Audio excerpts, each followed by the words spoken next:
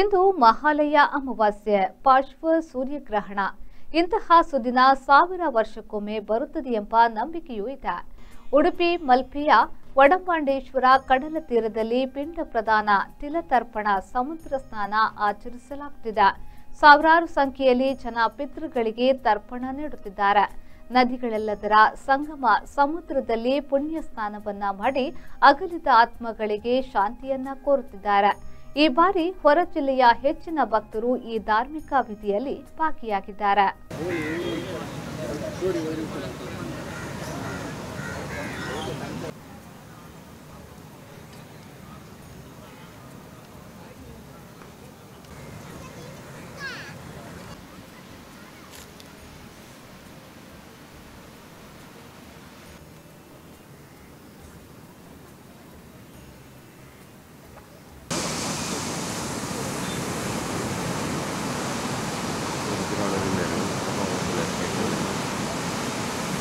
ಒಂದು ಕಾರಣ ಅಂತ ಹೇಳಿದರೆ, ಅವರು ಹೇಳಿದಾಗೆ ಸಮುದ್ರ ಅಂದರೆ ಇಲ್ಲಿ ಎಲ್ಲ ತೀರ್ಥಗಳು ಬಂತು.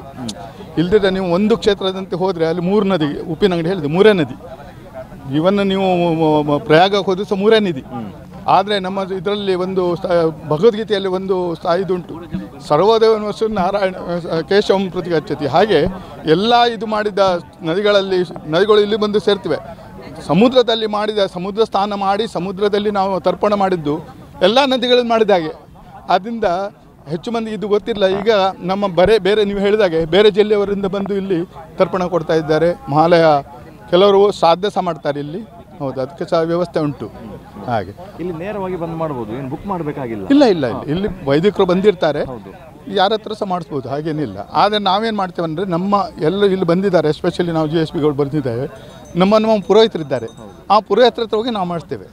ಅಂದರೆ ಪುರೋಹಿತರ ಮುಖೇನ ಮಾಡಿಸಿದ್ರೆ ಅದು ಒಳ್ಳೆಯದು ಅಂತ ನಾವು ನಮ್ಮ ಪುರೋಹಿತರು ಬಂದು ಆಮೇಲೆ ದಕ್ಷಿಣಿಗೆ ಕೊಡ್ತೇವೆ. ಆದರೆ ಮಾಡಿಸ್ಕೊಳ್ಳೋದು ನಮ್ಮ ಪುರೋಹಿತರ ಹತ್ರ, ಪುರೋಹಿತ ಮುಖದಲ್ಲಿ. ಹಾಗೆ ಹೊಸದಾಗಿ ಬಂದವರು ಯಾರನ್ನು ಮಾಡಿಸ್ಬೋದು, ಹಾಗೇನೆ. ಇದು ನಾನು ಹೇಳಿದಾಗೆ ಇದೊಂದು ಒಳ್ಳೆ ಕರ್ಮ. ಅಂದರೆ ಇದು ಮಾಡೋದು ಅವರವರ ಜನ್ಮದಲ್ಲಿ ಒಂದು ಒಳ್ಳೆ ಸುಕೃತ, ಅದು ಒಳ್ಳೆ ಸುದಿನ. ಇವತ್ತು ಆ್ಯಕ್ಚುಲಿ ಮಹಾಲಯ ಅಮಾವಾಸ್ಯೆ ಅಂತ ಹೇಳಿದರೆ ಅತ್ಯಂತ ಒಂದು ಪುಣ್ಯಪ್ರದ ದಿನ.